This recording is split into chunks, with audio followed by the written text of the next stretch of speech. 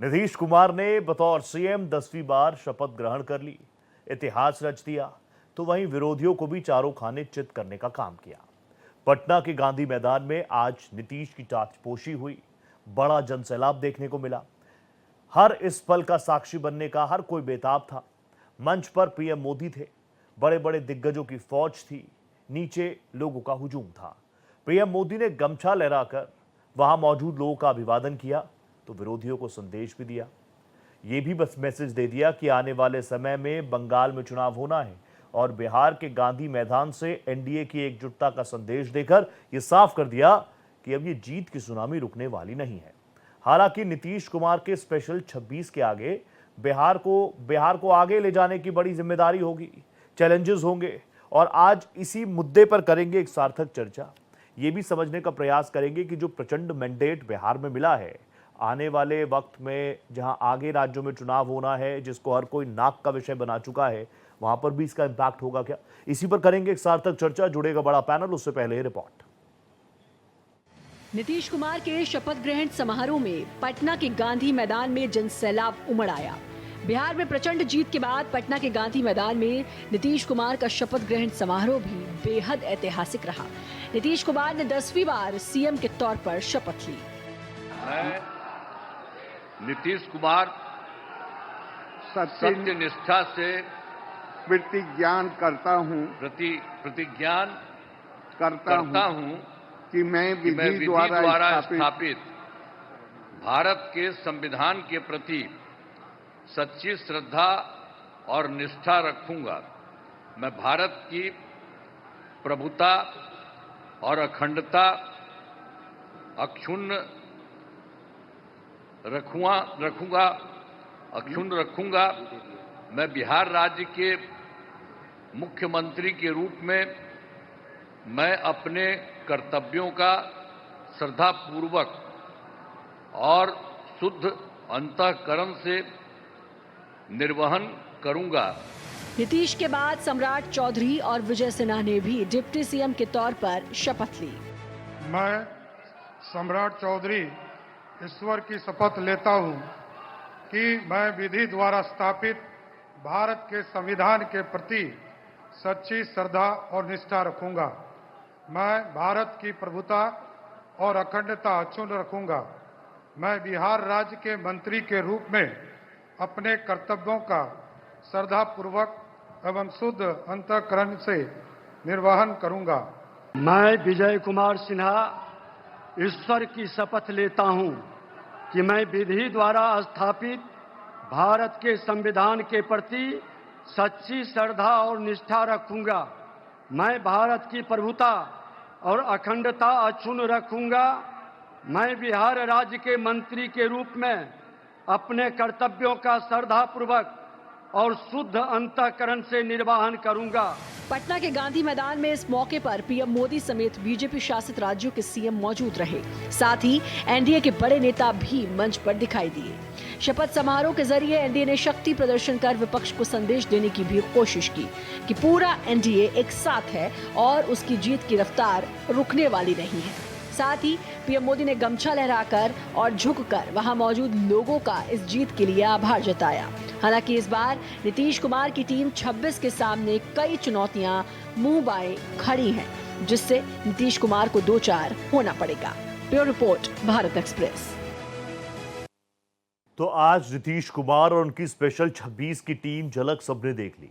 लंबा इंतजार था, हर कोई ये देखना चाह रहा था कि 20 सालों में नीतीश कुमार के चेहरे को लेकर क्या जनता ऊब चुकी है। लेकिन जिस तरीके का मैंडेट आया, ना सिर्फ एनडीए के लिए बल्कि स्पेसिफिकली आप जेडीयू के भी आंकड़े देखेंगे तो वो भी बहुत शानदार फर्स्ट डिवीजन में पास होता हुआ जनता की अदालत में, जनता के एग्जामिनेशन में कम से कम नजर आया है। अब यहां से आगे क्या कुछ चैलेंजेस हैं, क्योंकि हंसी वादे तो जरूर दिखा दिए, गुलाबी वादे तो जरूर कर दिए बिहार की जनता से। इंफ्रास्ट्रक्चर भी होगा, उद्योग भी लगेंगे, रोजगार भी होगा, शैक्षणिक व्यवस्थाएं भी होंगे, सारी चीजें बिहार में हो जाएंगी। यानी Bihar will be the number 1, Bihar will be the best. लेकिन आगे कैसे बढ़ेंगे उसमें, इस पर बात करते हैं। मेरे साथ एक बहुत ही जबरदस्त पैनल जुड़ चुका है। भारतीय जनता पार्टी के प्रवक्ता नीरज तिवारी, साथ ही कांग्रेस के तेज तर्रार प्रवक्ता असदनाथ तिवारी जी मुझे नजर आ रहे हैं। असद सर नमस्ते कर रहा हूं, बहुत स्वागत है आपका। मेरे साथ आरजेडी के तेज तर्रार प्रवक्ता युवा चेहरे आरजू खान साहब जुड़ चुके हैं। खान साहब आपका भी बहुत इस्तकबाल, बहुत स्वागत मेरे शो में। और जाने माने वरिष्ठ पत्रकार जो कि पिछले कुछ दिनों में मेरे फेवरेट से हो गए हैं, शिवपूजन झा सर जुड़ चुके हैं। शिवपूजन सर नमस्ते कर रहा हूं, शुरुआत आप ही से कर रहा हूं। शिवपूजन सर, 10वीं बार चीफ मिनिस्टर के तौर पर शपथ ग्रहण कर ली नीतीश कुमार जी ने। क्या है ये एक्सपीरियंस? उनका एक्सपीरियंस बोल रहा है, काम बोल रहा है, सुशासन बाबू की इमेज बोल रही है, या फिर जो बार बार आरोप लगते हैं अवसरवाद अवसरवाद अवसरवाद? वो आरोप तो रहेंगे ही। अब देखिए, पिछली बार विपक्ष काफी मजबूत था, इस बार जो विपक्ष है वो काफी कमजोर है। विपक्ष अगर मजबूती से मुद्दों को उठाता रहेगा तो सरकार, जाहिर तौर पर मुझे लगता है कि सरकार बाध्य हो जाएगी जितने भी लॉफ्टी प्रोमिसेस किए हैं उसको डिलीवर करने के लिए। सबसे बड़ी बात है, आप ये सोचिए कि आपने 10,000 स्कीम निकाला, 10,000 स्कीम ने पूरे चुनाव को पलट दिया। हाँ। आप सोचिए कि 1.5 करोड़ के आसपास जीविका दीदियों, they became your mouthpiece, वो माउथ पीस के रूप में उन्होंने काम किया और तभी बड़ी तादाद में महिलाओं को बाहर निकाल करके वोटिंग की गई। डन। ये बात तो सही है कि 1990 से लेकर के 2005 तक का जो बिहार ने कालखंड देखा था, उस कालखंड को हाईकोर्ट ने उसे जंगल राज की संज्ञा दी थी। लेकिन क्या हुआ था, और नीतीश कुमार ने जब से कमान संभाली 2005 से लेकर के 2010 के कार्यकाल को अगर मैं आकलन करूं तो सड़कों का एक जाल उन्होंने बुना। 15 से लेकर के जो एक कालखंड रहा उसमें नीतीश कुमार ने बिजली घर घर तक पहुंचाई। इस बार प्रोमिसेस बहुत कर दिए गए हैं, 1 करोड़ रोजगार प्लस 2 लाख रुपए और देने हैं और बहुत सारी लॉन्ग लिस्ट टू डू। और आप सोचिए कि यहाँ पर आपका कोई भी प्रॉमिस फेल करता है। अभी 2 दिन पहले प्रशांत किशोर ने प्रेस कॉन्फ्रेंस करके यही बात तो कही। हाँ। वो अपने तमाम कार्यकर्ताओं से आग्रह करेंगे कि जिन महिलाओं को 10,000 रुपए मिले हैं और बाकी के पैसे 6 महीने के बाद अगर नहीं मिलते हैं तो उस मुद्दे को वो सड़क पर उठाएंगे, सरकार को घेरेंगे, अधिकारियों के पास जाएंगे। तो उन्होंने तो बिल्कुल स्ट्रेटेजी अपनी खोल करके रख दी कि वो क्या करने वाले हैं। और मुझे लगता है कि जो अभी महागठबंधन का जो भी स्वरूप है, हालांकि पूरी तरह से डिसिमेटेड हो चुके हैं ये लोग, लेकिन इसके बावजूद उनको इन मुद्दों पर सरकार को के लिए आईने का काम करते रहना पड़ेगा। तो सरकार को ये प्रचंड बहुमत तो जरूर है, लेकिन कहते हैं ना कि with great power comes great responsibility. ये रिस्पॉन्सिबिलिटी सुनिश्चित कौन करेगा? मीडिया करेगा। ये रिस्पॉन्सिबिलिटी सुनिश्चित करने के लिए आपका विपक्ष है, और विपक्ष में भले ही ना मौजूद हो लेकिन जनसुराज के प्रशांत किशोर ने भी जाहिर कर दिया है। डन सर, जल्दी से मैं एक ओपनिंग ले लेता हूं। मुझे नीरज भाई भी नजर आ रहे हैं। नीरज भाई आपका भी स्वागत है। असद सर मैं आपके पास आ गया। असद सर, जिम्मेदारी तो होगी, अब ठीक है, जिम्मेदारी तय होनी चाहिए, जनता ने भी जिम्मेदारी दे दी, लेकिन कांग्रेस की परिस्थितियां काफी खराब हो गई। 6 सीटें आप लोग जीत कर आए, बातें बहुत अच्छी चल रही थी। राहुल गांधी की तस्वीरें खूब वायरल चल रही थी। वोटर अधिकार यात्रा में बहुत लोग पहुंचे, सेल्फीज भी खिंचवाई। उस भीड़ को वोट में तो कम से कम तब्दील नहीं कर पाई, या फिर जो दूसरी थ्योरी जिस पर लगातार कांग्रेस अग्रेसिवली अटैक कर रही है, वोट चोरी वोट चोरी वोट चोरी वोट चोरी, नाउ व्हाट, आगे क्या? देखिए, कई सारे फैक्टर हैं। अभी हमारे आपके सीनियर शिवपूजन झा जी ने कुछ बातें कही जी। 10,000 रुपया अचानक लोगों के खाते में पूरे चुनाव के दौरान आते जाना, और इस बात की उम्मीद देना कि अगर हमारी सरकार आई, हम जीतेंगे तभी तुमको 2 लाख मिलेगा, वरना आगे वो 2 लाख नहीं मिलेगा। हम तुम्हें 2 लाख भी देने वाले हैं, इसलिए हमें जिता। ये 10,000 तो फौरी तौर पर रखो, आगे भी हमें जिताओ तो तुम्हें 2 लाख। दूसरी बात, जो हम विपक्ष में रहते हम हो या हमारे सहयोगी दल हो, नहीं कर पाए, हम अपनी नाकामी के लिए जदयू और भाजपा को नहीं दोषी ठहरा सकते। ठीक है। जैसे नीतीश कुमार की इमेज बिल्डिंग में एनडीए ने बहुत मेहनत की, तेजस्वी की इमेज बिल्डिंग में कोई मेहनत नहीं कर पाया। नीतीश कुमार को समाजवादी बताना, नीतीश कुमार को ईमानदार, कभी के समाजवादी नहीं रहे। शिवपूजन भैया यहाँ बैठे हैं, आप पूछे 2004 में इसी पटना में कुर्मी कोयरी चेतना रैली का आयोजन हुआ था। कुर्मी कोयरी चेतना रैली का सबसे प्रमुख चेहरा बनकर उभरे नीतीश कुमार। तो फिर नीतीश कुमार समाजवादी कैसे हो गए? कोयरी कुर्मी चेतना रैली के मंच पर चढ़ा हुआ जातीय मंच पर सवार एक आदमी, जिसने बाद में अपना जातीय समीकरण भी कुर्मी कोयरी, जिसे लौ कुश कहते हैं, बनाया। जब लौ कुश थोड़ा कमजोर पड़ा तो दलित एकता को तोड़ने के लिए उन्होंने दलित और महादलित 2 कैटेगरी बनाई जी। और फिर उसमें उन्होंने सेंधना। जब ये भी कमजोर पड़ने लगा तो सीधा 10,000 रुपया देना शुरू कर दिया। अगली बार रुपया बढ़ा के दे सकते हैं या कुछ और कर सकते हैं। ठीक है। मतलब ना तो वो आदमी ईमानदार रहा कभी, ना ही वो आदमी कभी समाजवादी रहा। अब ये बात लोगों तक नहीं पहुंचा सकती। दूसरा जो कि ठीक है, तेजस्वी को हमने सीएम का चेहरा प्रोजेक्ट किया, हाँ। राजद ने, हमने सबने मिलकर किया। हमारी जिम्मेदारी थी कि उसके बाद हम तेजस्वी यादव की इमेज बिल्डिंग के लिए कुछ काम करते। आपको जान के बेहद हैरानी होगी, कुछ देर के लिए आप भूल जाइए कि मैं पॉलिटिशियन हूं, ठीक है। तो मैं आपको स्पष्ट कह दूं, बिहार की जनता ने ये मानने से इनकार कर दिया कि तेजस्वी यादव नीतीश कुमार का विकल्प हो सकते हैं। सीधा इनकार। बड़ी बात बोल रहे हैं असित सर आप। कई सारे फैक्टर हैं, लेकिन ठीक है, चुनावी लड़ाई है, हम आगे लड़ेंगे, मजबूती से लड़ेंगे। ऐसा नहीं है कि एक आध चुनाव हार जाने से। 54 वर्षों तक भाजपा लगातार हारती रही और पिछले 15 वर्षों से हमें हरा रही है। तो वो दिन हम फिर वापस लाएंगे, लौटाएंगे, उसके लिए मेहनत करेंगे, काम करेंगे। डन। आरजू भाई जल्दी से आ जाइए स्क्रीन पर। वैसे तो असद जी ने बहुत बड़ी बात कह दी और मैं जानता हूं, मैं तो अब बता के थक गया हूं। असद सर जब एनालिसिस करते हैं तो उनके अंदर का एक सीनियर जर्नलिस्ट भी निकल कर आता है, इसलिए वो सारे मुद्दे वो खुलकर बात करते हैं। आरजू भाई प्लीज आप मुझे बताइए, अब आरजेडी की प्राथमिक रणनीति क्या? हमारी आरजेडी की जो प्राथमिक रणनीति है वो ये है कि हम जमीन पर काम करते हैं और जमीन पर ही काम करेंगे। जितने भी चीजें सत्ता पक्ष लोगों ने कहा कि हम देंगे, उसको जब तक वो डिलीवर्ड न कर देंगे उसकी लड़ाई हम लड़ेंगे। उसकी लड़ाई हम अपने तौर पे लड़ेंगे और लड़ते आ रहे हैं। यही हमारी पहचान है। अब असित नाथ तिवारी जी ने एक चीज कही कि नीतीश कुमार के बराबर के चेहरे नहीं है। 2010 के इलेक्शन को अगर छोड़ दिया जाए, फिर 2025 के इलेक्शन को छोड़ दिया जाए, तो इस प्रदेश में जनता तो मालिक है ना।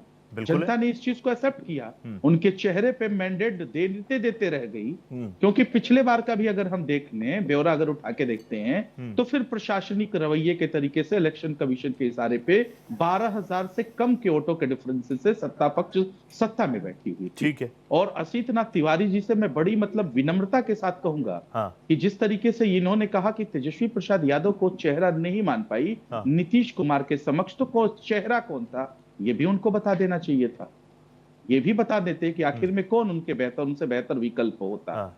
मैं कहता हूं लीडर ऑफ अपोजिशन हो, सबसे बड़ी पार्टी हो, लगातार जनता के बीच में मुद्दों पर बात करने वाले वो, और इस डिप्टी सीएम के तौर पे जिस तरीके से उन्होंने अपना कालखंड पूरा किया छोटी छोटी अवधियों में, और जो चीजें, जो वादे, जो इरादे उन्होंने किए, उस चीजों को उन्होंने जनता में डिलीवर्ड किया और सीधा जनता उनसे जुड़ी और ये जानी कि नौकरी का मतलब तेजस्वी प्रसाद यादव होता है। ठीक है। क्योंकि इससे पहले ये सारी चीजें नहीं चलती थी बिहार प्रदेश में।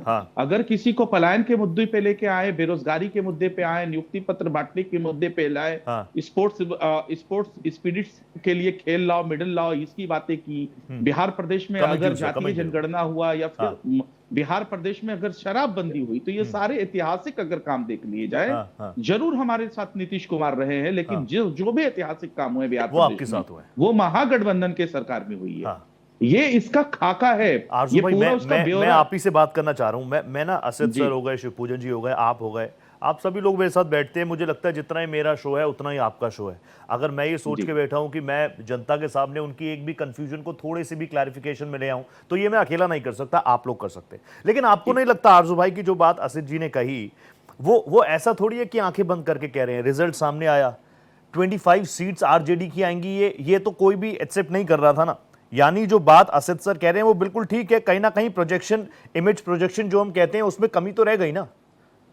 आखिर में वही चेहरा 2020 में रहता है। आप हमारे साथ रहते हैं, 71 सीटें लेकर आते हैं और 19 जीतते हैं। सीपीआई माले भी 19 से 20 जीतती है। तो चेहरा तो वही था ना, चेहरा वही थे, कोई नई चीज थोड़ी थी।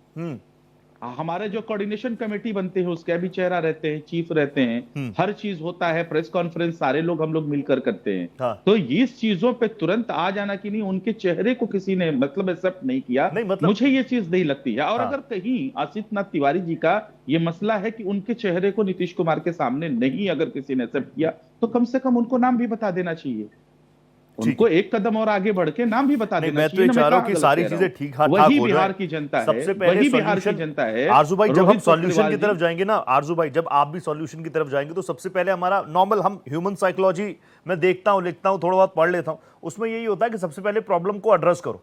अगर असदनाथ तिवारी जी या कांग्रेस किसी प्रॉब्लम को एड्रेस कर देती है तो मुझे लगता है आपको इसको वेलकम करना चाहिए। मैं उनकी बातों, मैं रोहित जी, मैं उनके बातों को डिनाई नहीं कर रहा हूं। मैं कह रहा हूं इस अगर प्रॉब्लम का सोल्यूशन, जब उन्होंने प्रॉब्लम बता दिया तो उसको सोल्यूशन भी बता देना। ठीक है, मैं सोल्यूशन पर भी बात करूंगा उसके साथ। मैंने सिर्फ इतनी बातें मैंने डन। आरजू भाई शिवपूजन से तुरंत आ रहा हूं, मुझे नीरज भाई भी नजर आ रहे हैं, एक ओपनिंग उनका ले लूं 2 मिनट का, उसके बाद तुरंत शिवपूजन सर आपके पास आ रहा हूं।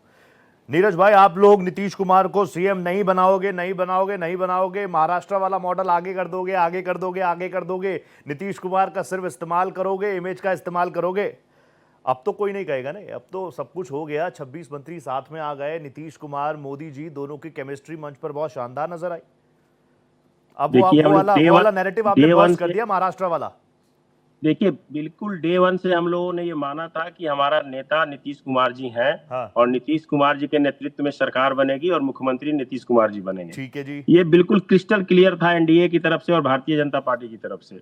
कौन क्या बोलता है उसमें कुछ फर्क पड़ने को नहीं है। हाँ। और हमारा क्लियर मैंडेट आने की पूरी उम्मीद थी, क्योंकि नीतीश जी की अपनी छवि है वहां पर। हाँ। और भारतीय जनता पार्टी के साथ मिलकर नीतीश जी ने जो बिहार में विकास किया है, वैसा विकास पिछले 40 सालों में नहीं हुआ है। आने वाले समय में जनता को उम्मीद थी, और आप देख सकते हैं, आपने देखा होगा पूरे चुनाव प्रचार के दरमियान आरजेडी हो या कांग्रेस हो, इन लोगों का कोई क्लियर एजेंडा नहीं था, इनका क्लियर मैनिफेस्टो नहीं था। लेकिन हम लोगों ने जो संदेश दिया, हम लोगों ने जो लोग पार्टी से हमारा जो समन्वय रहा और जनता के सामने जब हम गए तो अपना क्लियर विजन लेके गए, लेकिन इन लोगों का विजन कहीं क्लियर नहीं था। मैं उदाहरण के लिए आपको बताता हूं, हमारे अपोजिशन के लीडर है राहुल गांधी जी, वो जब बिहार दौरा पे जाते हैं तो तालाब में कूदते हैं, मछली पकड़ने जाते हैं, ये इनका विजन था।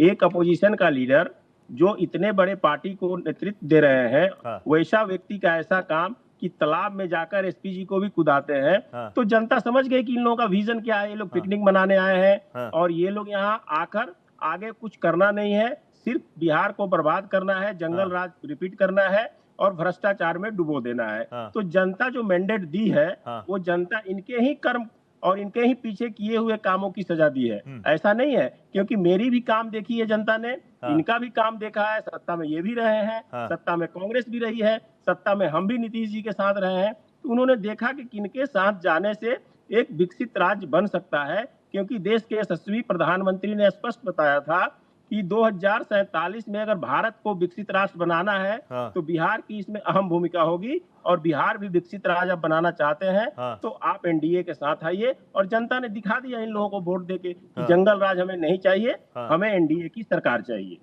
ठीक है, आपका ओपनिंग आ गया। शिवपूजन सर प्लीज आप आ जाइए। शिवपूजन सर, मैं जानता हूं आप कुछ रिएक्ट करना चाह रहे हैं, लेकिन प्लीज अगर मेरी बातों को भी आप उसमें ऐड ऑन कर पाए, और मैं जानता हूं आप कर लेंगे। शिवपूजन सर, एक वक्त पर हम देखते थे कि बिहार में तो सबसे बड़ा चैलेंज यही रहता था कि जो सरकार बन गई वो पूरा 5 साल का टेन्योर कंप्लीट कर ले, वो भी एक स्टेबल सरकार जो चाहिए थी। अब तो नजर आ रही है ना, अब तो कोई टेंशन ही नहीं है, कम से कम इस दिशा, ये सारे सवाल तो फुल स्टॉप में हम तब्दील कर दें अब। देखिए, कुछ भी हो जाए, वोट आपने किसी भी ब्लॉक को दिया पिछले 20 साल से, तो हम यही देख रहे हैं कि नीतीश कुमार नहीं बदलेंगे, वो सत्ता में ही काबिज रहेंगे। जी, आपने देख लिया ना कि कैसे वो बड़ी कैटलिस्ट के रूप में उभर करके आए इस चुनाव में भी। इस चुनाव के पहले तो हम लोग विश्लेषण कर रहे थे कि फटीग फैक्टर है, एंटी इनकम्बेंसी फैक्टर है, सारे फैक्टर धरे के धरे रह गए। और अब देखिए कि 10% का इजाफा भी हो गया। इजाफा क्यों हुआ? तो भाई ये 5 पांडव एक साथ चुनाव लड़े, इनके यहाँ जो पॉइंट्स ऑफ डिफरेंस था उसको एड्रेस करने के लिए आ गए खुद अमित शाह यहाँ कैंप कर जाते हैं। उसके बाद आप देखते हैं उपेंद्र कुशवाहा की भी नाराजगी दूर हो जाती है और मांझी जी की भी नाराजगी दूर हो जाती है जी। अब देखिए, बड़ा अच्छा एफर्ट हुआ था महागठबंधन का। आपको याद है ना, राहुल गांधी यहाँ पर आए हुए थे, कई दिनों का दौरा किया, और मुझे लगता है कि वास्ट मेजोरिटी सीट पर उसका असर दिखा था। एक लंबे अरसे के बाद मैंने देखा था कि कांग्रेस का झंडा सड़कों पे दिख रहा है। जो कांग्रेस मतलब ऑलमोस्ट मृतप्राय सी लग रही थी, उस कांग्रेस में एक संजीवनी देने का जो काम किया था राहुल गांधी ने, इतना तो सारे लोग इत्तेफाक रखेंगे। और एज अ जर्नलिस्ट मैं ये तो उनको मतलब क्रेडिट जरूर देता हूँ। आपने ये भी देखा था एक तस्वीर की, तेजस्वी यादव उनकी गाड़ी चला रहे थे, तो ड्राइविंग सीट पे आपको कौन नजर आ रहे थे? राहुल गांधी, और उनके साथ जो कहते हैं यूनिटी का सेम्बलेंस देने के लिए तेजस्वी यादव भी रहे, बाकी लोग भी हुए। फिर एक तस्वीर और वायरल होती थी जगह जगह से, जहां पर तेजस्वी यादव प्रॉम्प्ट करते हुए नजर आते थे। प्रॉम्प्ट क्या करते हुए नजर आते थे? तो राहुल गांधी के कान में बोलते थे कि आप रोजगार की बात कीजिए, आप पलायन की बात कीजिए, और राहुल गांधी ने कौन सा मुद्दा उठा रखा था? एसआईआर का मुद्दा। अच्छा, उस पे जो प्रेस कॉन्फ्रेंस करती है कांग्रेस, आपने ये भी देखा होगा कि प्रेस कॉन्फ्रेंस में जो केस स्टडीज प्रेजेंट किए जाते हैं वो केस स्टडीज आपके टाइप पेश हो जाते हैं। कुल मिलाकर के आपने एक ऐसा मुद्दा उठाया जिसका कि कोई पीपल कनेक्ट नहीं हो पाया। और वहीं तेजस्वी यादव क्या मुद्दा उठा रहे थे? रोजगार का मुद्दा तो बहुत पहले से उठाते आ रहे थे, जिसका एक पीपल कनेक्ट था। ठीक है। और तभी आपने देखा होगा कि राहुल गांधी जैसे यहाँ से बिहार से निकलते हैं और उसके बाद फिर छुट्टियां मनाने विदेश चले जाते हैं, बिहार भूल जाते हैं, उसके बाद तेजस्वी यादव ने दूसरी यात्रा निकाली थी। अब देखिए कि कांग्रेस की उस यात्रा के बाद से कांग्रेस ने कभी कहा था कि तेजस्वी यादव को मुख्यमंत्री का चेहरा मानते हैं। कृष्णा लावरू जी को लाया गया, कन्हैया कुमार को महत्व दिया जा रहा था, पूरी टीम बदल दी गई, अखिलेश सिंह जो है उनको चेंज कर दिया गया क्योंकि बताया जा रहा था वो लालू यादव के करीबी हैं। तो Congress was trying to push full throttle, ऐसा मुझे प्रतीत हो रहा था। क्या दिल्ली वाला कुछ करेगी क्या कांग्रेस यहाँ? क्या कांग्रेस को अब जो है जमीनी हकीकत से रूबरू हो गई है कांग्रेस के? भैया बैसाखी बनकर करके रहोगे तो जिंदगी भर रहोगे। 1989 के बाद से बैसाखी पर ही कांग्रेस तो चली गई है ना। लेकिन अब देखिए हो गया, गलतियां कहां पर हो गई। एक तो देरी, ऊपर से जब कोर्ट केस में पेशी थी, तेजस्वी यादव गए थे तो मल्लिकार्जुन खड़गे और राहुल गांधी का नहीं मिला, तो सीटों का बंटवारा का पेच तो जबरदस्त तरीके से फंसा। तो फिर तेजस्वी यादव हार करके आए और तेजस्वी यादव नेपथ्य में चले गए। संवादहीनता की स्थिति क्रूशियल टाइम पे, जबकि कहते हैं कि पोल बगल पूरी तरह से बिगुल फूंक रखा था भाजपा ने, ताबड़तोड़ उनकी रैलियां शुरू हो गई थी। उस वक्त आपने देखा कि यहाँ पर संवादहीनता की स्थिति है, किसी से भी आप पूछ लीजिए, सबका जवाब यही था। सारे महागठबंधन के नेता तो यही कह रहे थे ना कि भाई वक्त लगता है, वक्त लगता है। वक्त ऐसा है कि वीआईपी के कुछ कैंडिडेट हैं, कांग्रेस के कुछ कैंडिडेट हैं, वो कहते हैं लास्ट डे ऑफ नॉमिनेशन में आधे घंटे पहले नॉमिनेशन फाइल किया। वक्त कहाँ इनको मिला? फिर साझा कार्यक्रम कहां पर इनका हुआ? मैं कह तो रहा हूं, ये मौका गोल्डन अपॉर्चुनिटी था जो महागठबंधन आपसी खींचतान की वजह से उस मौके को गवा दिया। और अब ऐसी स्थिति हो गई है कि मतलब मैं भविष्यवक्ता तो नहीं हूं, लेकिन जिस हिसाब से ये जीविका महिलाएं जुड़ी हैं नीतीश कुमार से या एनडीए से अपने आप को कनेक्ट कर पा रही है, और जिस हिसाब से लाखों करोड़ों की संख्या में उन्होंने महिलाओं को बाहर निकाल करके वोट कराया है, यकीन मानिए कि ये महिलाओं का रुझान महागठबंधन के तरफ जाने में, झुकने में बहुत वक्त लग जाएगा और उसके लिए बहुत मेहनत करनी पड़ेगी। ठीक है असद जी, प्लीज जल्दी से रिएक्ट कर दीजिए। असद जी, मैं तो बिल्कुल पॉइंट पर रहना चाह रहा हूँ। प्रॉब्लम तो एड्रेस कर दिया आपने, मैंने देखिए आपकी बात को बिल्कुल एंडोर्स भी किया। अब वो कह रहे हैं प्रॉब्लम बता दी तो सॉल्यूशन भी बता देते। गौर से सुना होता, सॉल्यूशन मैंने उसी समय बता दिया। दिक्कत क्या है इस देश की राजनीति के साथ, प्लीज जो भी प्रवक्ता है या समर्थक है, जैसे उनकी पार्टी या नेता का नाम ले लीजिए, अचानक आक्रामक हो जाता है। सोल्यूशन तो हमने उसी समय दे दिया था कि भाई तेजस्वी यादव हमारा प्रोजेक्शन थे और उनकी इमेज बिल्डिंग की जिम्मेदारी हमारी थी, वो काम जदयू और भाजपा वाले नहीं करते। बिल्कुल है। नीतीश कुमार के बरक्स तेजस्वी यादव है, ये इमेज हमें बिल्ड करना था। ये काम आरजेडी का था, कांग्रेस का था, लेफ्ट पार्टीज का था, बाद में सानी हमसे जुड़े उनका था। हमने प्रोजेक्शन तो कर दिया, लेकिन हम बिहार के लोगों के बीच ये बात ले जाने में बुरी तरह से विफल रहे कि तेजस्वी नीतीश कुमार का विकल्प है।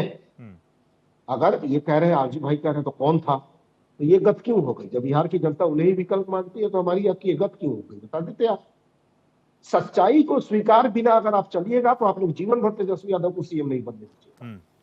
दिक्कत क्या है पूरे खेमे के साथ कि सच को स्वीकार करने की आदत छूट गई है राजनेताओं की। वो सच को स्वीकार करके चलना नहीं चाहते। सत्य का निषेध करके कैसे आप आगे बढ़ पाएंगे? हम अपनी कमियों से हारे ना, 10,000 रुपए बांटे, हम क्यों नहीं गए कोर्ट? जीविका दीदियों को बैठा दिया गया बूथ पर लाके, चुनाव आयोग तो भाजपा का लठैत बना घूम रहा था, हम क्यों नहीं गए सुप्रीम कोर्ट कि भाई किस कानून के तहत, किस नियम के तहत जीविका दीदियां जाके बूथ पर बैठी रही और महिलाओं से बात करती रही? उन्हें बाजाबता उनके लिए सीटिंग अरेंजमेंट था, उन्हें कुर्सी दी गई, उनके आगे डेस्क लगाया गया था, उन्हें बैठाया गया था। हम क्यों नहीं गए? ये भी क्या जदयू करेगा? ये भी क्या भाजपा करेगा? हम अपनी नाकामी का ठिकरा भाजपा जदयू पर नहीं फोड़ सकते ना। जो हमारी नाकामी है वो हमारी है, और इसे हमें मानना पड़ेगा कि हम प्रोजेक्शन में तो बड़े तेज है, तेजस्वी हमारे मुख्यमंत्री का चेहरा हो गया, इमेज बिल्डअप में हम पीछे रह गए। तो असद जी, अब यहाँ से कोर्स करेक्शन कैसे होगा? अब तो वो तो लग गए, वो तो कह रहे हैं बंगाल पे नजर है, बंगाल पे नजर है। अब हमारी एसआईआर शुरू हो ही गया बाला अलग राज्यों में। वो SIR कर रहे हैं। अलग अलग राज्यों में अलग अलग समस्याएं हैं, हाँ। अलग अलग राज्यों की अपनी राजनीतिक परिस्थितियां हैं, वहां के लोग विरोध करेंगे। अगर मैं बिहार की राजनीति की बात करूँ, हाँ। मैं तो भाई बिहार का प्रदेश प्रवक्ता हूँ, बिहार की Yes. राजनीति की बात करूंगा। बिहार की राजनीति में अब गाड़ी छूट गई, अगली गाड़ी 5 साल बाद आनी है बिहार विधानसभा की। ठीक है। या 2029 में अगर वन नेशन वन इलेक्शन हो गया हाँ। तो वो गाड़ी 2029 में आनी है। यही स्थितियां अगर हम लोगों की रही तो इनसे ज्यादा बुरी गत के लिए हमें तैयार रहना होगा।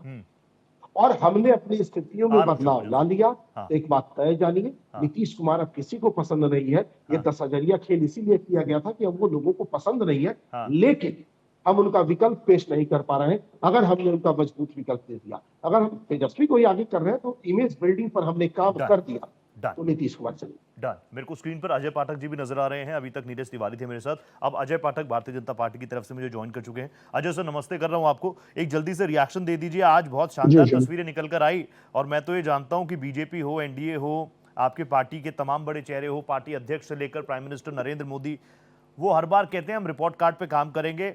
तो आने वाले 100 दिनों के लिए किस चीज पर मिशन मोड में आप लोग काम करने वाले हैं? रोहित जी, आपको और आपके बैठे हुए पैनलिस्टों को मेरा, आपके दर्शकों को मेरा सादर नमस्कार है। नमस्ते सर। देखिए, आज का ऐतिहासिक दिन है बिहार के लिए और बिहार के साथ साथ इस पूरे देश के लिए कि नीतीश कुमार जी 10वीं बार उस प्रदेश के मुख्यमंत्री पद की शपथ लिए हैं। तो आज बहुत ही बिहार वासियों के लिए और पूरे देश के लिए बहुत ही हर्षोल्लास का दिन है कि किसी एक नेता की इतनी बड़ी क्रेडिबिलिटी है बिहार के अंदर, जो इतनी 10वीं बार मुख्यमंत्री की शपथ लेने के पहले इतना बड़ा मैंडेट लेकर के आया है। दूसरी चीज देखिए, मैं आपको रोहित जी अलग अलग डिबेट में बोलता रहता हूं, जी। जो व्यक्ति जमीन पे काम करेगा, जिसका काम दिखेगा, वो पक्ष में हो या विपक्ष में हो, जनता उसी को वोट करेगी। जनता को आप आज की डेट में 10,000, 5,000 या 30,000 या 2 लाख या 10 लाख रुपए दे करके आप उसको बहला फुसला नहीं सकते। इस देश की जनता या बिहार की जनता, खासतौर से बिहार की जनता तो लोकतंत्र की जननी है। बिहार के सबसे समझदार वोटर माने जाते हैं, सबसे स्मार्ट वोटर माने जाते हैं। तो बिहार इस झांसे में नहीं आने वाला था। जो लोग काम जमीन पे किए हैं उनको बिहार की जनता ने, अभी तिवारी जी बोल रहे थे मैं कांग्रेस के प्रवक्ता हैं, मैं इनकी बातों को देखिए, हर प्रवक्ता को अपनी पार्टी का बचाव करना है, अपनी पार्टी के लिए हमारी और जो प्रवक्ता बैठे हैं उनकी मजबूरी बहुत सारी हो सकती है। लेकिन तिवारी जी जिस तरह से उन्होंने अपनी बातों को बहुत ही साफगोई से रखा, ये पार्टी का विचार होना चाहिए, इस पे पार्टी को काम करना चाहिए। हमसे भी जो गलतियां हो रही है, विपक्ष का काम है कि उसको बताना कि भाई आपसे ये गलतियां हो रही हैं, हमने जो वादे किए, अगर हम अपने वादों पे पूरा नहीं उतरते हैं तो विपक्ष की ये जिम्मेदारी है रोड पे उतरना। 5 साल विपक्ष रोड पे नहीं उतरा, 5 साल विपक्ष ने कुछ नहीं किया, तो एक दिन में तो वोट मिलने वाला नहीं है। यही हश्र होने वाला है जो हो रहा है। लेकिन चाहे असदनाथ तिवारी जी हो, चाहे आरजू खान साहब हो, वो तो कह रहे हैं कि आपने वोट खरीदा। आपने कह दिया 10,000 दे दिए, 1,90,000 रुपए बाकी हैं, वो भी हमारी सरकार बनाओगे तो ही आपको मिलेंगे। बस ये काम कर गया आपका, यही आरोप है आप पर। तो भाई आपने भी तो बोला कि 30,000 हम देंगे, तो वो आया कि आपने भी तो बोला कि हम आप 18 तारीख के बाद 22 तारीख को देने वाले थे, तो देने वाले थे ना। आप भी तो देने वाले थे 30,000। आपने भी तो माई बहन योजना के लिए 2,500 रुपया महीना देने का वादा किया था। देखिए, ये सब चीजें कुछ होती नहीं है, ये सब चीजें बोलने वाली है, ये सब चीजें अपने फेस सेविंग की है। जो लोग जमीन पे काम किए हैं, अब उनके राज्य में आप देख लीजिए, जब 17 महीने की सरकार थी तो 17 महीने में जिले वाइज प्रॉब्लम खड़ी हो गई, इसलिए नीतीश कुमार जी फिर दोबारा आ गए एनडीए के पास। अगर अच्छी सरकार उनके साथ अच्छी ट्यूनिंग से चली होती तो वो वापस थोड़ी आते नीतीश कुमार जी को ये कॉन्फिडेंस होता कि आरजेडी के लोग सुधर चुके हैं, आरजेडी के लोग अच्छा काम कर रहे हैं, अच्छे जिले वाइज अच्छी चीजें योजना ले आ रहे हैं, तो ये सब प्रॉब्लम थोड़ी खड़ा होता। प्रॉब्लम तो इसलिए खड़ा हुआ ना भाई, आप अपने चाल चरित चेहरे को सुधारेंगे नहीं। वही 20 साल पुरानी आरजेडी है। अब इस प्रचार में इन्होंने क्या किया, एक 12 साल के बच्चे को 10 सभाओं में आपने ये नारा लगाया कि तेजस्वी भैया आएंगे, कनपट्टी पे कट्टा सटाएंगे, तो कोई आपको वोट करेगा? कौन आपको वोट करेगा?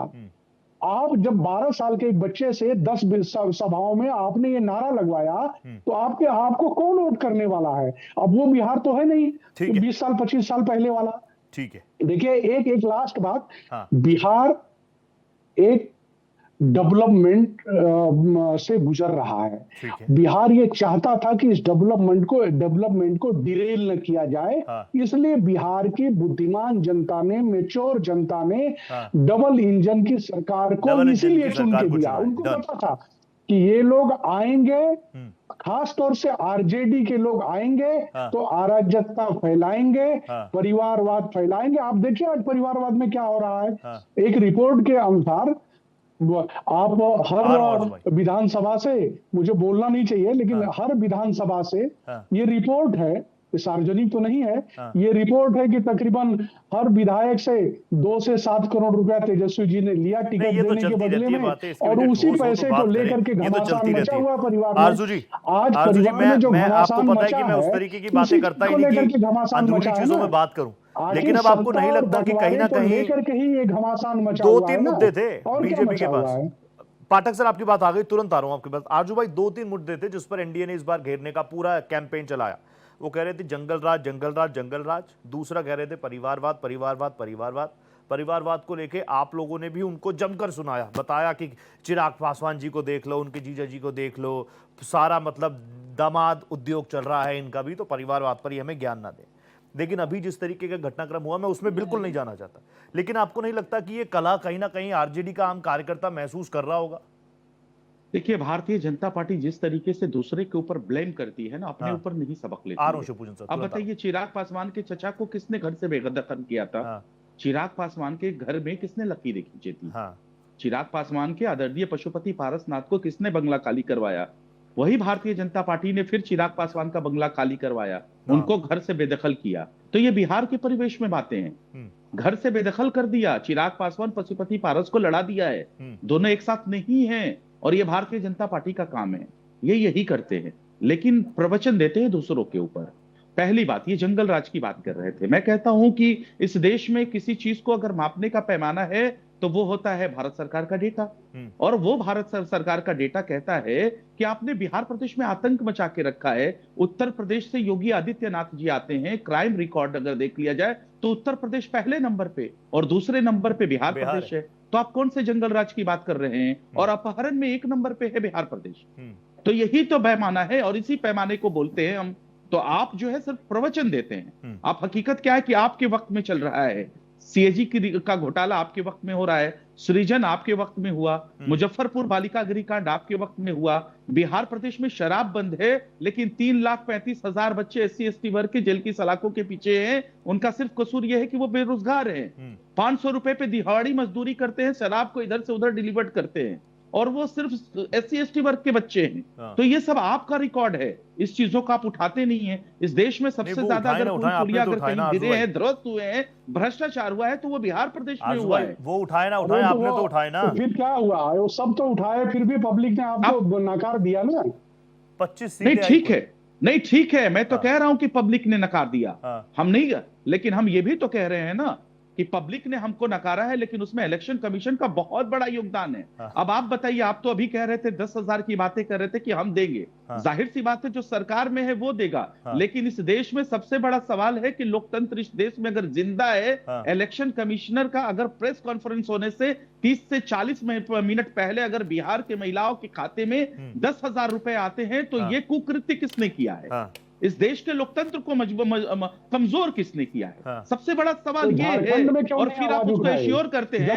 सुन लीजिए अजय जी, सुनिए ना, अजय जी सुनिए ना। और यही नहीं करते हैं, और आप ये कहते हैं, आश्वस्त करवाते हैं कि 1,90,000 जो बची हुई राशियां हैं, वो जब हमारी सरकार बनेगी तब हम आपको 1,90,000 देंगे। और अगर 1,90,000 की बची राशि आप नहीं देंगे तो हम आपके खिलाफ संग्राम छेड़ेंगे।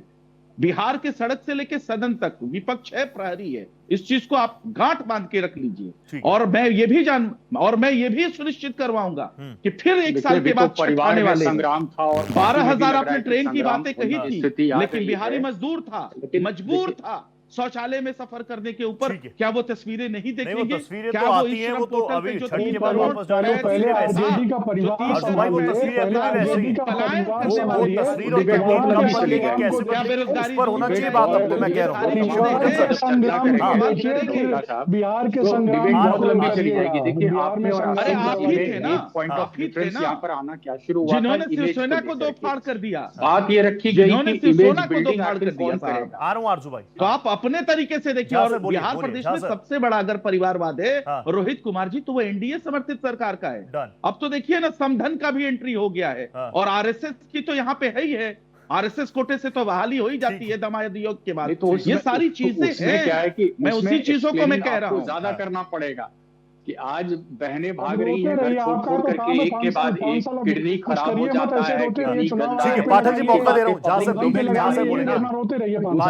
दूसरी बात देखिए, चर्चा जो शुरू हुई थी वो चर्चा हुई थी इमेज बिल्डिंग को लेकर के। मैं कांग्रेस से भी एक सवाल पूछना चाहता हूँ कि भाई आप ऑर्डिनेंस फाड़ते हैं, फिर आपकी मजबूरी हो जाती है उसी लालू प्रसाद यादव से हाथ मिलाने की। ऑर्डिनेंस फाड़ा था ना राहुल गांधी ने, आप कौन सी इमेज बिल्डिंग की बात करते हैं? नहीं फाड़ा था, ठीक है। दूसरी बात हमको ये बताइए कि कांग्रेस तो बहुत परहेज कर रही थी, कांग्रेस बहुत परहेज कर रही थी, इनका नाम नहीं ले रही थी मुख्यमंत्री के रूप में, पता है ना। उसके बाद तक फिर कौन आए, अल्लावरू जी को लालू जी के कक्ष के अंदर तक प्रवेश नहीं मिला, कृष्णा अल्लावरू को किस तरीके से यहाँ प्लेस किया गया था। तो अब जो है उसके बाद अंडर ड्यूरेस तेजस्वी यादव का नाम लिया था क्या कांग्रेस ने? जब कांग्रेस को लगा कि भाई संवादहीनता की स्थिति हो गई है, तेजस्वी तो फोन ही नहीं उठा रहे हैं, अगर गठबंधन नहीं हुआ तो हमारा जो जहां हमने किया है बिहार में तो ध्वस्त हो जाएगा। सही बात है, हर बार यही होता है। उत्तर प्रदेश में भी मैंने देखा, तो उस वक्त तो मैं वहां पर कार्यरत था, तो मैंने भी वहां पे भी देखा था, बड़ी जबरदस्त मशक्कत की थी। राहुल गांधी ने घाट पे चर्चा शुरुआत की थी। अंत में चुनाव आते आते फिर क्या हुआ, यूपी के छोरे के रूप में नारा परित हो गया उनका। अब आप जहां सोलो चलने की सोच रहे थे वहां पर गठबंधन आपकी मजबूरी हो गया। अब हुआ क्या, आप उस समय तेजस्वी यादव आपकी गाड़ी चला रहे थे, आपको कहा जा रहा था कि इनको मुख्यमंत्री का कैंडिडेट बना दीजिए, आप नहीं बना रहे थे। You are flexing your muscles, आप दिखाने की कोशिश में थे कि भाई हम नेशनल पार्टी हैं। तो फिर क्या हुआ, ये भी नेपथ्य में चले गए, संवादहीनता की स्थिति हो गई। तभी मैंने आपको कहा कि कुछ ऐसे कैंडिडेट्स थे जिनका नॉमिनेशन लास्ट 30 मिनट में भरा गया। अभी असितनाथ तिवारी जी तो ये बोल ही रहे थे ना, असित जी ये बोल ही रहे थे कि हमने तो प्रोजेक्ट किया लेकिन वो हम इमेज नहीं बना पाए, और आप कह रहे हैं कि संवादहीनता हो गई, आखिर में मजबूरी थी तो ठीक है। अमित जी, जिस तरीके से आशीष तिवारी जी इन बातों को कह रहे हैं, मैं कह रहा हूं कि अगर उनको लगता है कि तेजस्वी जी के चेहरे पे प्रॉब्लम है तो उनको सोल्यूशन बताना चाहिए। और मैं ये द्वेष भावना से नहीं कह रहा हूं, मैं बहुत ईमानदारी से मैं कह रहा हूं, मतलब लेना उनको ये भी बताना चाहिए। मैं कहता हूं कि जिस लीडर ऑफ अपोजिशन के नाम पे बिहार की जनता सबसे बड़ी लार्जेस्ट पार्टी बनाती है, जिस कामों को वो कहते हैं उस कामों को वो डिलीवर करते हैं, जनता के लोगों के बीच में उनकी पहचान है, एक खनक है, आप उसको कैसे ऐसे कह सकते हैं, डिनाई कर सकते हैं? ठीक है। आशीष नाथ की बातों पे तो मुझे अजीब सा लग रहा है। अरे आप एक इलेक्शन जरूर हार चुके हैं, लेकिन आप अपना मनोबल कैसे आप बता रहे हैं? इसी बिहार की जनता ने उनको अपना तेजस्वी को सीएम फेस माना था। 12,000 वोटों से कम के डिफरेंस से आप जीते थे। मतलब 2010 ने भारी मन के साथ, खुले दिल के साथ तेजस्वी को सीएम फेस प्रोजेक्ट किया था। नहीं, कोई मतलब कहते हैं वो दबाव के तहत वो किया गया था। कृष्णा अल्लावरू जी को तो एंट्री भी नहीं मिली थी, क्योंकि कृष्णा अल्लावरू जी जाके मत्था नहीं टेका करते थे लालू जी के दरबार में। ये स्थिति एक्चुअल में आपको बता रहा हूँ। अच्छा ये बताइए ना कि जो तेजस्वी यादव के करीबी हैं उनके अलावे कौन हल्ला कर रहा था कि सो मुख्यमंत्री का के रूप में, और आपको जल्दबाजी क्यों थी? आपको जल्दबाजी क्यों थी अपने आप को मुख्यमंत्री कहलाने की? भाई उधर भाजपा वाले को तो आप टारगेट कर रहे थे कि नीतीश को मुख्यमंत्री नहीं बनाएंगे, नीतीश को मुख्यमंत्री नहीं बनाएंगे। उन्होंने टंग इन चिक लैंग्वेज का सहारा लेकर के नीतीश ही हमारा नेतृत्व कर रहे हैं, नीतीश ही हमारे नेता हैं, सब चीज करते हुए और बना तो दिया मुख्यमंत्री। क्योंकि भाजपा को भी पता है ना, देखिए भाजपा भी जमीनी हकीकत से वाकिफ है, उनको पता है कि ये महाराष्ट्र नहीं है, नीतीश कुमार एकनाथ शिंदे नहीं है, हमारे पास कोई ऐसा नहीं है जो नीतीश कुमार के स्ट्रेचर को मैच कर सकेगा। और यहाँ जरा सा हम एक्सपेरिमेंट करेंगे तो हमारी केंद्र की सरकार वो एक्सपेरिमेंटल धरा है ही नहीं बिहार की, वो एक्सपेरिमेंटल करने वाली धरा है ही नहीं। यहाँ तो अगर एक्सपेरिमेंट करेंगे तो ब्लास्ट भी हो सकता है। तरफ जहाँ इतिहास ये बना कि नीतीश कुमार ने 10वीं बार बिहार के सीएम के तौर पर शपथ ग्रहण कर ली, उनके साथ आपने उनके साथी भी देख लिए, जो 26 शपथें हुई वो आपने देखी भारत एक्सप्रेस पर। अब अलग अलग लेवल्स पर बातचीत का सिलसिला तो जारी है ही। मेरे साथ भी एक जबरदस्त पैनल जुड़ा हुआ है। असद साहब, मैं सीधा आपके पास आ गया, देन अजय पाठक जी। असद साहब देखिए, शिवपूजन जी तो कह रहे हैं कि कांग्रेस ने मजबूरी में आखिर तक क्लैरिटी नहीं दी थी और इसका भी डेंट हो सकता है। लोगों के बीच में कंफ्यूजन गया कि दोनों चेहरे जो साथ साथ नजर आ रहे थे उन्हीं में कुछ खटपट हो गई। पहले इसका जवाब दे दूंगा, पहले थोड़ा हास परिहास अजय जी से कर लेता हूँ। नीतीश कुमार जी चलती सरकार में गठबंधन बदल लेते हैं और अजय भाई जो है ये चलते भी डिबेट में एंकर बदल लेते हैं। अरे कमाल देखिए, कई सारे कारण हुए, जैसे सीएम और डिप्टी सीएम की घोषणा बड़ी जरूरी। सीएम की घोषणा हुई तो फिर डिप्टी सीएम का पेच फंस गया। फिर डिप्टी सीएम की घोषणा हुई, फिर कमाल की बात ये हुई कि हम फ्रेंडली फाइट में उतर गए। हम फ्रेंडली फाइट भी रखेंगे कुछ सीटों पर। हमने सब काम कमाल के किए। इसलिए मैं कह रहा हूं ना कि ये दोष आप सब कुछ जदयू और भाजपा को थोड़ी दे सकते हैं। हम लोगों ने जो किए सब कमाल के काम थे। गठबंधन में काफी लंबा समय खींचा, सीटों के तालमेल में इतना पेच फंसा कि अंत में आपको फ्रेंडली फाइट में आना पड़ा। बताइए, सीएम फेस घोषित करने की शर्त लंबे अरसे तक खींची गई। उसके बाद डिप्टी सीएम के मामले में ऐसे अड़ियल रवैया अख्तियार किया एक साहब ने कि एयरपोर्ट पर तो कह दिया कि कुछ बीमारी है और वो दिल्ली जा रहे हैं अस्पताल में इलाज करवाने, महागठबंधन का इलाज करवाने। हमने इस शब्द को भी बर्दाश्त किया। बहुत सारी चीजें हैं हमारे भीतर की। इलेक्शन कमीशन ने तो जो करना था किया। भाई इसमें किसी को डाउट है क्या कि शांभवी चौधरी ने मीडिया के सामने आके अपनी दोनों उंगलियां दिखा दी थी, दोनों हाथ की, मतलब उन्होंने 2 जगह वोट किया था। इसमें किसी को डाउट है क्या कि जीविका दीदियां बिना किसी अधिकार हर बूथ पर कुर्सी लगा के बैठी थी? हमको आपको जाने की अनुमति नहीं थी, पत्रकारों को वहां जाने की अनुमति नहीं थी, लेकिन जीविका दीदियों को कुर्सियां दी गई थी बूथों पर बैठने के लिए। किसकी अनुमति से हुआ होगा? क्या बिना चुनाव आयोग की सहमति के हुआ होगा? तो चुनाव आयोग तो लखैती कर ही रहा। विपक्ष का काम क्या था? विपक्ष का काम तो उस लाठी का जवाब देना था ना, उस लखैती को रोकना था ना। वही तो मैं कह रहा हूं। तो इसमें हम नाकाम रहे हैं और हम अगर ऐसे ही रहे तो आगे भी स्थितियां यही रहेंगी। इसलिए हमें अब उस तरह की लड़ाई लड़नी होगी जो लड़ाई कभी हमने अंग्रेजों के खिलाफ लड़ी। ठीक है, हमें निर्णायक जंग में उतरना होगा। अजय जी तैयार हैं आप? असित जी ने तो शंखनाद कर दिया। मैं तो कह रहा हूँ, असित जी ने तो कह दिया जैसे अंग्रेजों के खिलाफ लड़े थे, सड़कों पर उतरे थे, कांग्रेस ही उतरी थी, एक बार फिर से उतरना पड़े तो क्या दिक्कत है? अजय जी नहीं, देखिए वो तो भाई उनकी अपनी विचारधारा है और अपनी लड़ाई है, उसका स्वागत है। विपक्ष रहना चाहिए, इसमें तो कोई दो राय नहीं है। लेकिन विपक्ष को रहने देने की जिम्मेदारी भाजपा की तो है नहीं, विपक्ष की अपनी जिम्मेदारी है कि भाई आप लड़कर के आइए और विपक्ष की जिम्मेदारी का निर्वाह करिए, सत्ता में आइए। हम तो स्वागत करेंगे। हम 50 साल जी आप तो स्वागत कर रहे हैं, लेकिन वो तो कह रहे हैं जैसे अंग्रेजों के खिलाफ लड़े थे। आपका कंपैरिजन, आप देख रहे हैं आपको क्या कह रहे हैं? डायरेक्टली इनडायरेक्टली, आप डायरेक्टली कह रहे हैं, इनडायरेक्टली क्या है? देखिए रोहित जी वो तो उनके अपने शब्द हैं, उसके लिए मैं कुछ कह नहीं सकता, मैं उन शब्दों का इस्तेमाल भी नहीं कर सकता जैसे वो कर रहे हैं। ठीक है, उनकी अपनी विचारधारा है, उनके अपने विचार हैं, सबके स्वतंत्र विचार हैं, वो कह सकते हैं उनको जो कहना हो। लेकिन पब्लिक मानती है क्या? पब्लिक इस बात को मानेगी क्या कि जो शब्द आप बोल रहे हैं उसको पब्लिक नहीं मानती ना।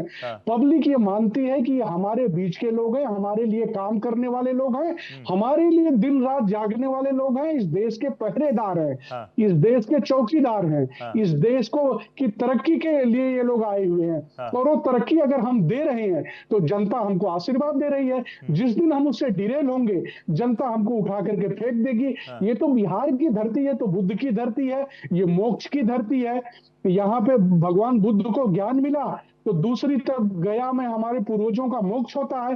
तो ये दोनों की धरती है, जो जैसा आप करेंगे आपको ये धरती ज्ञान भी देगी और आपको धरती है, आप जब अच्छा काम नहीं करेंगे तो आपकी पार्टियों को मोक्ष भी प्रदान करेगी, जैसे मोक्ष प्रदान कर रही है इस चुनाव में। तो ये तो बिहार की धरती है और बिहार की जनता इसीलिए तो सबसे जागरूक जनता कही जाती है, सबसे प्रबुद्ध मतदाता कहे जाते हैं। ये इन सब झांसों में आए नहीं। जो राहुल गांधी ने झूठी एसआईआर की यात्रा लेकर के 16 दिन की यात्रा निकाली और फिर उसके बाद गायब हो गए 2 महीने के लिए, तो ये पार्ट टाइम पॉलिटिक्स तो है नहीं।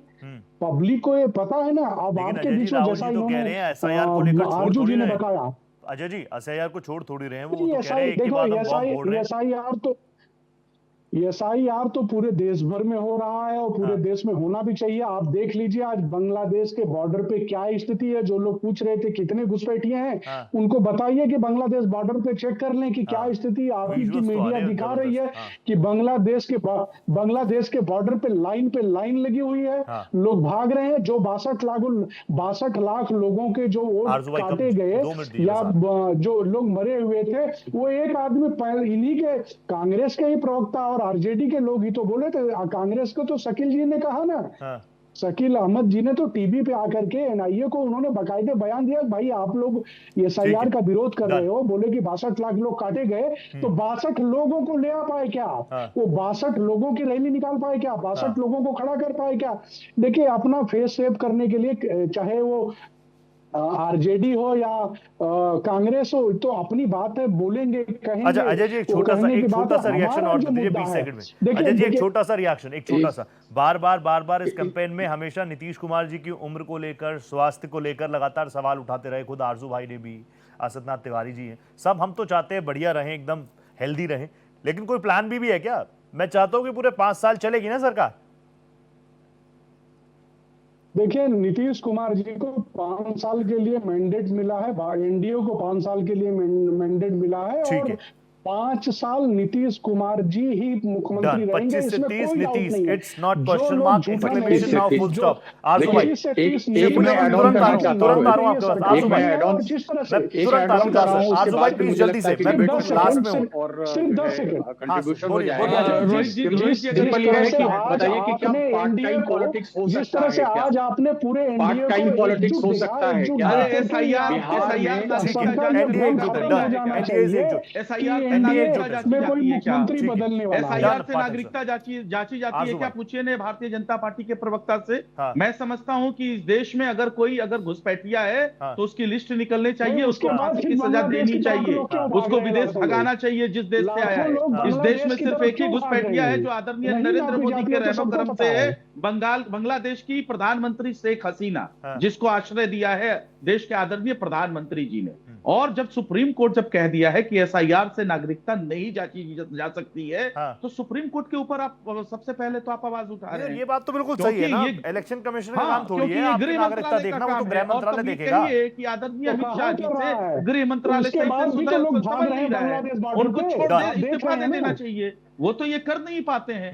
दूसरी बात, इन्होंने कहा कि ये जमीन पर रहते हैं, जमीन के मुद्दों पे बात करते हैं। शिवपूजन जी पूरा मौका दो रहा हूं, 1 मिनट दीजिए बस के शासन सत्ता में आज तक आप बिहार का पलायन और बेरोजगारी, चिकित्सा, शिक्षा दुरुस्त नहीं कर पाए। तो आप झूठ मत बोलिए, झूठ की खेतियां मत करिए, झूठ की खेती मत करिए।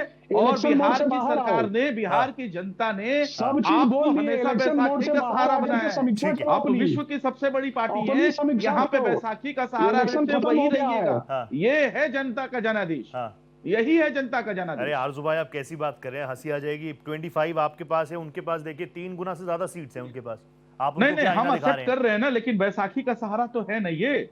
अभी तक आज तक इन्होंने अपने ऊपर कौन सा, वो तो आरजेडी को भी नहीं मिला था, पिछली बार 20 में भी नहीं मिला था, जब इतना जबरदस्त काम हुआ तब भी आपको पूरा मैंडेट थोड़ी मिला था, 122 सीटें थोड़ी आई थी। चलता है वो तो अपने देश में चलता है, मेरे पैदा होने से पहले गठबंधन की सरकारें चल रही हैं और गॉड नोस कब चलेगी। Shivpujan sir, I want you to conclude. Shivpujan sir, मैं दो तीन बातें ऐड करना चाहता हूं। सुन लीजिए, शिवपूजन जी को सुन, अच्छी बात कर रहे हो। और जो हुआ बिहार में, जो जिस हिसाब से दौरा यहाँ पर किया गया था और उसके बाद फिर विदेश चले गए, वो पार्ट टाइम पॉलिटिक्स की श्रेणी में ही आता है। अच्छा, दूसरी महत्वपूर्ण बात यह है कि आप ऐसे सोचें कि जब मौसम खराब हो गया, चॉपर नहीं उड़ सकता, तो वीडियो कॉन्फ्रेंसिंग के जरिए कुछ नेता जो है रैली को संबोधित करने की कोशिश करते हैं, और जिनको हमने एक तरीके से कह दिया था कि वो टायर्ड हैं, रिटायर्ड हैं, वो जो है पूरी तरह से बीमार हैं, वो इस दौरान 1000 किलोमीटर से ज्यादा गाड़ी पे यात्रा करता है और जा करके 84 से ज्यादा रैली करता है।